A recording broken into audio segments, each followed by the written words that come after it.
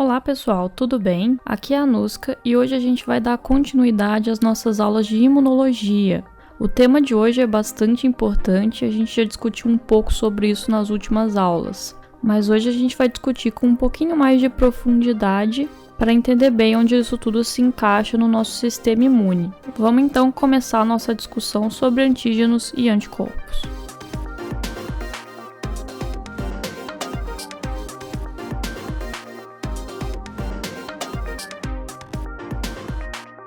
Bom, nada melhor que começar do começo, entre aspas, para a gente conseguir entender tudo bem direitinho. O que é um anticorpo? Vai ser uma proteína em forma de Y produzida pelos plasmócitos, que são os linfócitos B amadurecidos, que a gente já discutiu nas últimas aulas, e utilizada para muitas funções no nosso sistema imune. Aqui no cantinho eu desenhei para vocês um anticorpo bem amigávelzinho, lógico que é um desenho, não é uma representação ideal, a gente vai ver isso nos próximos slides, mas ele tem esse formato interessante de Y mesmo. Ele vai poder ser encontrado livre no sangue, circulando com as nossas outras células e substâncias que estão na nossa corrente sanguínea, ou como receptor de superfície do linfócito B. E lembrem que sempre que ele for ativado, esse receptor, ele vai influenciar na produção de outros anticorpos iguais a ele. Falando mais especificamente da estrutura do anticorpo, aqui eu fiz uma representação mais realista para a gente entender melhor como que ele se configura. A primeira coisa que eu acho importante de entender com relação à estrutura do anticorpo é que ele vai se dividir em dois tipos de cadeias diferentes e em duas regiões diferentes. A cadeia leve, que é essa que eu desenhei de amarelo aqui para vocês, vai se encontrar na parte mais externa, nos bracinhos do anticorpo, digamos assim, e a gente vai possuir só dois tipos diferentes de cadeia leve, que são as cadeias leve kappa e lambda. Isso é só uma informação para você saber, não é algo super importante, vai ser mais importante saber as diferentes cadeias pesadas que a gente vai discutir mais à frente, mas se você se deparar com essa informação aí nos seus estudos da imunologia, são apenas tipos diferentes de cadeia leve. A cadeia pesada eu desenhei para vocês aqui de azul e vocês podem perceber que ela compõe mais ou menos o corpinho do anticorpo e a parte de dentro dos braços dele, tudo isso entre aspas, é o jeito que eu gosto de enxergar. Os tipos de cadeia pesada a gente vai falar nos próximos slides, mas também não é nada muito diferente não. A única importância disso é que o tipo de cadeia pesada vai definir o tipo de anticorpo que a gente tem. Percebam aqui outra coisa muito importante, que além das diferenças dessas cadeias que compõem o anticorpo, a gente tem diferentes regiões também, que são a região variável e a região constante. O nome já meio que se explica por si só, mas se você não entender,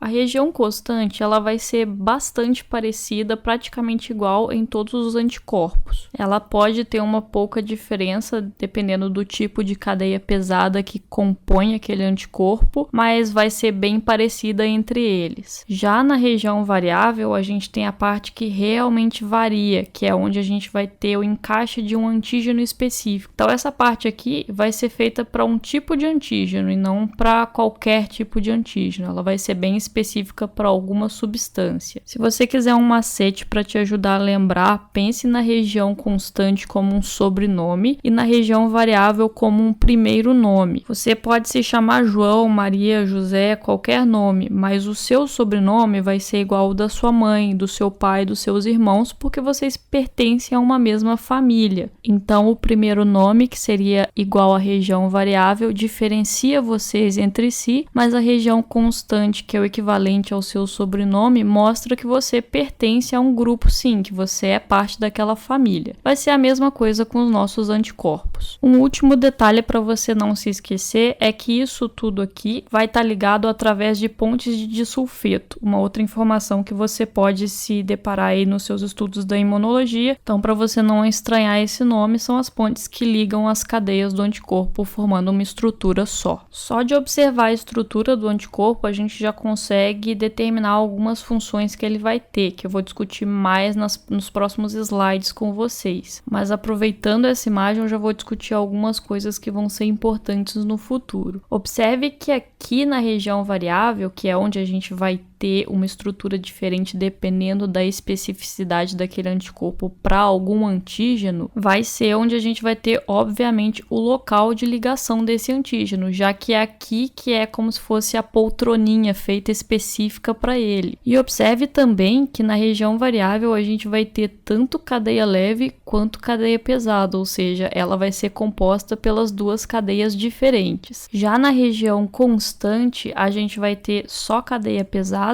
e esse local aqui vai ser um local de ligação para os fagócitos, que vão fagocitar aquela coisa estranha que invadiu o nosso corpo. Então aqui você já consegue ver mais ou menos como as coisas vão funcionar. Enquanto a região variável vai estar ligada no antígeno que está fazendo aquela infecção, a região constante vai estar livre, e aí assim que chegar um fagócito ali perto, ele vai entrar em contato com essa região e vai conseguir fagocitar mais facilmente essa ameaça aí para o nosso corpo. Esse processo que eu falei para vocês agora vai ser feito em larga escala e ele vai ser chamado de opsonização, que eu acho que eu até já comentei em algumas aulas passadas. Opsonização significa o anticorpo cobrir aquele micro-organismo invasor por toda a sua superfície e facilitar que ele seja fagocitado por um fagócito. Essa vai ser a principal função do anticorpo e muito importante também, porque vai facilitar muito o trabalho de outras células do sistema imune. Você deve estar pensando, será que o fagócito não consegue fagocitar sozinho? O nome dele é fagócito, pelo amor de Deus, como que isso não vai funcionar? Sim, ele consegue fagocitar sozinho, mas durante anos e anos e anos de evolução, muitas bactérias se especializaram para fugir dos fagócitos e elas têm mecanismos de defesa que fazem com que elas se escondam mais fácil desse processo aí bem efetivo do nosso sistema imune. Apesar da evolução ter ajudado elas nisso, ela também nos ajudou dando anticorpos, que fez com que a gente descobrisse mais fácil essas bactérias. Dessa forma, então, a opsonização se tornou um processo fundamental da nossa resposta imune e é muito difícil, às vezes, responder a alguns tipos de micro-organismos sem ela. E eu já falei para vocês nas últimas aulas de órgãos linfóides, quando eu falei sobre baço, que o baço é um dos órgãos onde a gente tem a maior produção de anticorpos do corpo, e quando alguma pessoa perde o baço por algum motivo qualquer, ela fica um pouco imunodeprimida por um tempo, principalmente contra infecções desses germes que escapam da fagocitose sem uma coisinha extra aí para facilitar o processo. Outra função bastante importante dos anticorpos vai ser a neutralização. Os vírus e bactérias e qualquer micro-organismo que invada o nosso corpo falam uma linguagem bioquímica. Então, para invadir as nossas células ou produzir proteínas que nos causem algum tipo de dano, eles se valem de receptores e enzimas. O que o anticorpo pode fazer é ficar ali em cima desse receptor ou em cima dessa enzima sem deixar que ele funcione direito. É como se fosse assim, imagina que você tá num bar lotado, só tem uma cadeira livre que você conseguiu e você se sentou lá, mas aí deu aquela vontade de ir no banheiro e você foi. Quando você voltou, já tinha alguém sentado no seu local e agora você não consegue mais se sentar porque não tem mais nenhuma outra cadeira, então você ficou impedido dessa função. É mais ou menos isso que o anticorpo vai fazer com os vírus e bactérias que tentem se valer desses receptores e enzimas para executar suas funções. Ou seja, ele é o chato que fica empatando os processos dos micro-organismos. Outra função importante dos anticorpos é provocar aglutinação. Quando ele entra em contato com uma substância, ele junta tudo em um aglomerado e fica tudo aglutinado ali como se fosse uma geleia, sendo que aquilo não pode mais ter efeito sobre o nosso corpo. E é isso que vai acontecer quando a gente, por exemplo, transfunde o paciente com um tipo sanguíneo diferente do dele, né? A gente tem que respeitar aquelas tipagens sanguíneas do sistema ABO-RH, senão isso vai acontecer. Ele também vai servir para fixação do sistema complemento, que se você não conhece, são outras proteínas que a gente tem no nosso sistema imune que agem como bombas que o sistema imune joga nas bactérias para destruir a parede celular delas. O anticorpo na superfície da bactéria vai servir como se fosse um heliponto, onde o helicóptero desce, sendo que o helicóptero são as proteínas do sistema complemento. É um pouco mais complexo do que isso, mas a gente vai ter uma aula só para discutir sistema complemento, que vai ser a próxima aula. Então eu vou falar mais disso lá, mas já saibam que sistema complemento e anticorpos andam bem juntos. E outra função vai ser a precipitação de antígenos para fazê-los ficarem agregados em pequenas partículas e não funcionarem mais. Vocês podem perceber, então,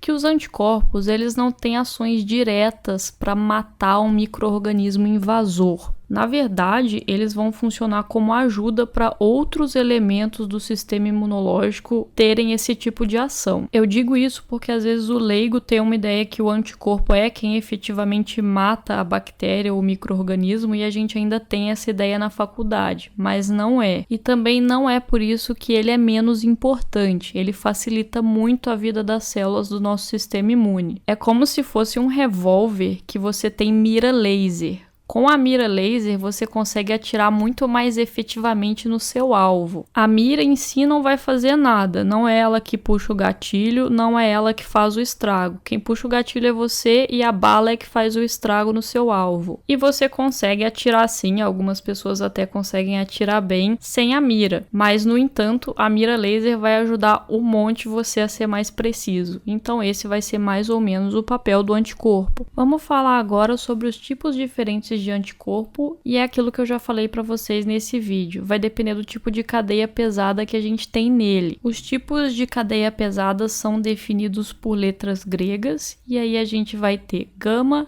delta, alfa, mi e epsilon, e cada uma dessas vai definir um tipo de anticorpo diferente. Então a cadeia pesada do tipo gama, ela vai definir uma IgG, que é a abreviação para imunoglobulina G. Imunoglobulina é um nome mais diferente, mais correto do ponto de vista bioquímico para anticorpo, mas as duas coisas podem ser intercambiáveis. A cadeia pesada delta vai definir uma IgD, alfa IgA, Mi, IgM e Epsilon, IgE. Então são basicamente esses os tipos de anticorpos que a gente vai ter. Nós vamos falar sobre as diferenças entre cada um e utilidades nos próximos slides. Vamos começar aqui falando então sobre os 3 que são monômeros. O que eu quero dizer com monômero? Quero dizer que só tem uma estruturazinha desse Y aqui. Ele é exatamente assim como eu estou mostrando para vocês. Quem são os monômeros?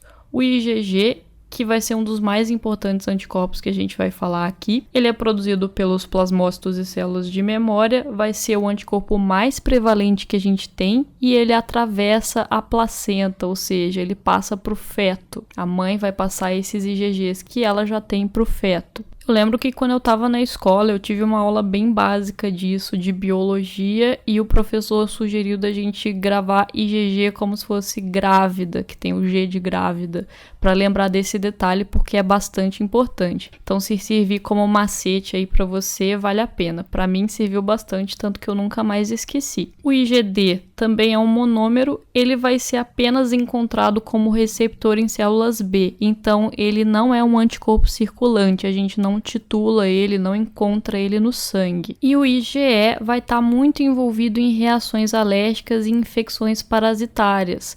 Toda vez que você tem uma baita rinite, se você é daquelas pessoas alérgicas que tem um monte de doença alérgica, rinite, asma, até mesmo alergias de pele, culpe o IgE, ele é o grande culpado nessas reações.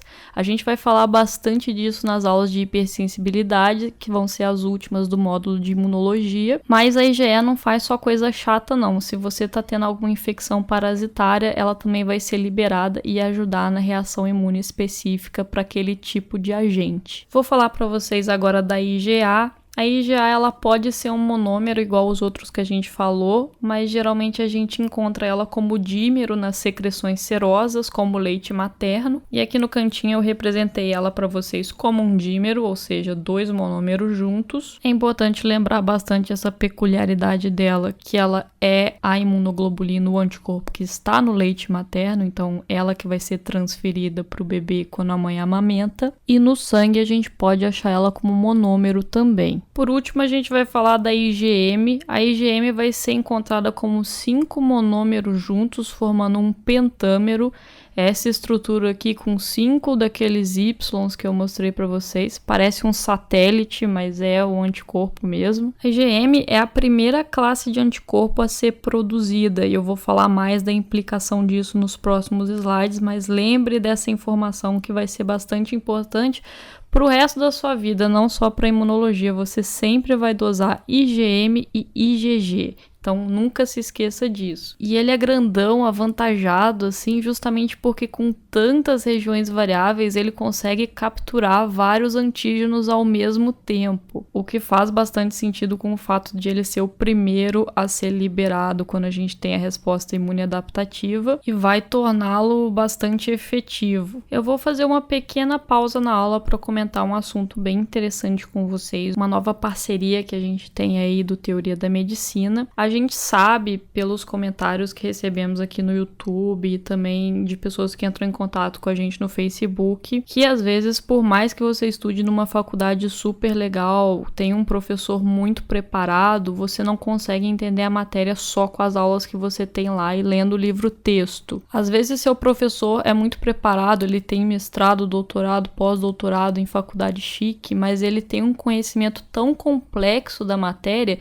que ele não sabe passar de uma forma bem simples para quem está acabando de começar a aprender. Então todo mundo fica perdido e não sabe como agir. Isso quando você não tem um professor que deixa tudo na mão dos alunos, te fala para ler um texto qualquer e aí você vai ler e não entende nada e não consegue aprender sozinho. Tenho certeza que alguém que está assistindo esse vídeo agora já passou por isso. Eu já passei por isso, estudei numa faculdade muito boa, mas tive muitas matérias que eu praticamente aprendi sozinha. Por isso que eu tô aqui para mostrar para vocês a plataforma Jaleco. Essa plataforma você paga uma mensalidade bem em conta mensalmente e tem acesso a aulas de todo o curso de medicina, desde o ciclo básico até matérias muito importantes para o internato. Você também vai ter aula com vários professores muito preparados que vão tentar te explicar da melhor forma possível. Inclusive eu e o Augusto, que também faz as aulas aqui do canal, estamos dando aulas lá. Eu vou começar a ensinar a parte de microbiologia e o Augusto vai continuar a farmacologia lá. Também vou fazer algumas aulas de farmácia. A gente tá com muito conteúdo programado para lá. Outra coisa super legal também é que eles têm um banco de questões para você treinar seu conhecimento. E você pode fazer simulados com a matéria que você quer treinar. Por exemplo, você quer só questão de neuroanatomia e farmacologia. Aí você faz um simulado só disso e vê o que você tá sabendo. Para mim, fazer questão é o melhor jeito de estudar. Eu sempre estudei muito fazendo questão. E isso falta muito. A gente tem provas antigas na faculdade, mas só isso, basicamente. Os livros texto não tem muitas questões.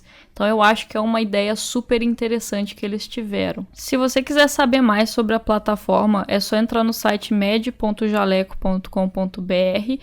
Você tem um período para fazer um teste grátis e ver se gosta. E se você gostar e decidir se inscrever, você pode usar o nosso cupom TMJaleco18, tudo maiúsculo, para ganhar 10% de desconto. A gente aqui no canal só apoia coisa que a gente gosta e o Jaleco é uma baita plataforma que com certeza vai te ajudar muito e vale muito a pena. Bom, voltando à nossa aula, vamos continuar o assunto de hoje. Vamos falar sobre os antígenos agora. Obviamente que nesse ponto você já sabe disso, né? Mas não custa repetir. Os antígenos são substâncias que provocam resposta imune em linfócitos específicos e a propriedade que vai fazer alguma substância ou proteína se comportar como antígeno vai ser chamada de antigenicidade e ela vai ser definida por tamanho, formato, acessibilidade daquela proteína ao seu corpo e estranheza ao próprio, quão diferente ela é do seu corpo. Então, dependendo dessas características que a gente tem aqui, um antígeno vai ser mais imunogênico ou menos imunogênico. Obviamente que para ser um antígeno, ele é percebido como estranho, não pertencente ao corpo. Senão a gente ia reagir com as nossas próprias proteínas, o que acontece às vezes, mas é um erro. Geralmente células estranhas e moléculas grandes vão ser as mais antigênicas e a parte que é reconhecida pelo linfócito ou mesmo pelo anticorpo vai ser o epítopo, que é um grupo molecular como se fosse uma impressão digital daquele antígeno, que é usado para identificá-lo e é algo que só identifica ele mesmo. Um antígeno só, então, pode ter vários epítopos diferentes. O epítopo epítopo vai ser uma parte pequenininha do antígeno que é única a ele. Então ele vai poder ter vários desses. Por exemplo, eu desenhei esse antígeno aqui para vocês. Ele tem o corpo laranja, tem esses fiapinhos aqui verdes e bolinhas rosas. Então um anticorpo pode ser fabricado a partir dele usando só os fiapinhos verdes, ou usando só as bolinhas rosas, ou usando um pedacinho da pele laranja dele. Qualquer uma dessas características define esse antígeno para mim e me dá imunidade contra ele. Assim como a sua digital te define. Se eu tenho a sua digital registrada, eu sei quem você é. Não tem mais ninguém que tenha digital igual à sua. É a mesma coisa. Então, se você comete um crime e eu acho a sua digital ali na cena do crime, digamos assim, eu posso te implicar legalmente sobre isso, porque não tem ninguém que poderia ter cometido esse crime além de você. É bom que você tenha uma explicação muito boa para sua digital estar ali no meio. Algumas palavras importantes para a gente saber no contexto dos antígenos. Primeira coisa que eu falei para vocês, que antígenos geralmente são moléculas grandes, né? Quando a gente tem uma molécula pequena que também tem potencial de antígeno, a gente chama de apteno. O apteno geralmente é uma molécula muito pequena que não causa uma resposta, mas quando ela está presa a outra substância, ela acaba causando uma resposta imune. Então, sozinha ela não é tão antigênica a ponto de causar uma inflamação.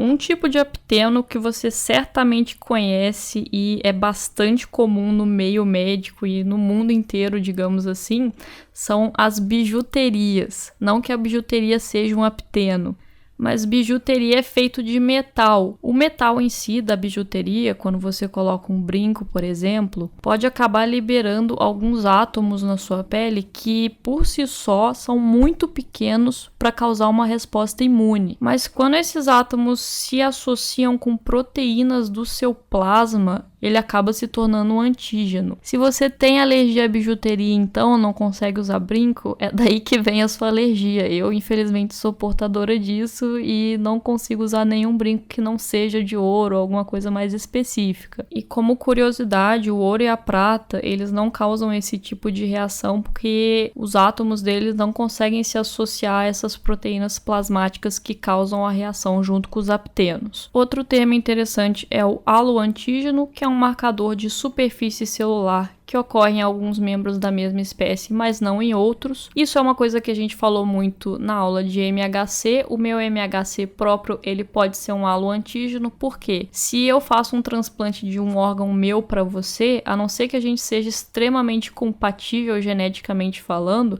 você vai ter uma rejeição porque os meus haloantígenos não são compatíveis com os seus. Então são antígenos que a gente tem na mesma espécie, mas eles diferem de um organismo para o outro. A gente também tem o superantígeno, que ao contrário do apteno, vai ser um estimulante potente de célula T e vai provocar uma resposta imune muito exagerada, que um exemplo que a gente tem é a síndrome do choque tóxico. Essa síndrome ela é causada por bactérias, podendo ser tanto o Streptococcus pyogenes ou o Staphylococcus aureus, e ela ocorre porque a bactéria específica que faz a infecção produz uma proteína que é um superantígeno, e a gente tem uma reação imune tão forte que a pessoa pode até morrer se a gente não tiver um controle médico muito rápido da situação. Eu vou falar disso nas aulas de microbiologia do Jaleco, então se você quiser saber mais sobre isso, se liga lá na plataforma. A gente vai ter os alérgenos, que vão provocar, obviamente, reação alérgica, e às vezes é tão forte essa reação que a gente pode causar até um choque anafilático, fazer uma parada respiratória na pessoa por bloqueio da glote. A gente vai falar mais sobre alergia e sobre essas complicações nas aulas de hipersensibilidade. E por fim, a gente pode ter o autoantígeno, que são moléculas próprias que causam reação imune.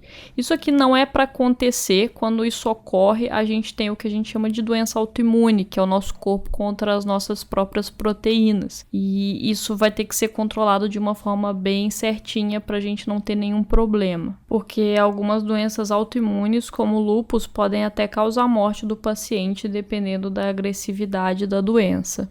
Bom, quando a gente tem uma resposta imune de primeira vez, a primeira vez que a gente ficou doente por causa daquele vírus ou bactéria, depois da exposição, a gente só começa a conseguir produzir anticorpos específicos depois de 10 a 12 dias e começa com a IgM, aquele primeiro anticorpo a ser produzido. Então eu desenhei um gráfico mais ou menos aqui para vocês, meio à mão livre. Só lá pelo 10º dia a gente tem um início da produção da IgM e depois a gente tem um pico de produção de IgM e começa a produzir IgG. E depois que a infecção se resolve, essa produção cai e a gente fica com um pouquinho de IgG no sangue, para que se aquele vírus ou bactéria voltar a nos infectar, a gente já tem uma resposta mais rápida.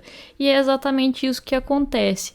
Na segunda exposição, a produção de IgM e IgG já vai se iniciar nos primeiros 3 dias de contato, que a gente chama de resposta anamnéstica. E daí a gente nem vai ficar doente, ou se ficar vai ter uma coisinha boba ou outra, uma febrezinha, alguma coisa bem levinha, não vai ficar de cama, nem ter algum problema sério por causa disso. Então vejam como é que os anticorpos facilitam a vida do nosso sistema imune e são extremamente importantes, apesar de eles não matarem em si os micro-organismos que invadem o nosso corpo quando a gente fica doente. Para terminar a aula de hoje, eu queria falar sobre umas correlações clínicas que os anticorpos vão ter com as doenças que a gente vai estudar na faculdade. Primeiro, falar para vocês sobre anticorpos monoclonais, que são anticorpos preparados em laboratório para serem usados em diagnóstico, identificação de patógenos e tratamento de doenças. Esses anticorpos, como tratamento, vão ser descritos como imunomoduladores. Eles não são imunossupressores porque eles não diminuem a resposta imune como um todo, mas eles modulam essa resposta imune para um alvo específico. Como que eu posso me valer disso num contexto clínico? Se eu tenho um tumor que tem um tipo de proteína específico, em vez de tratar ele com quimioterapia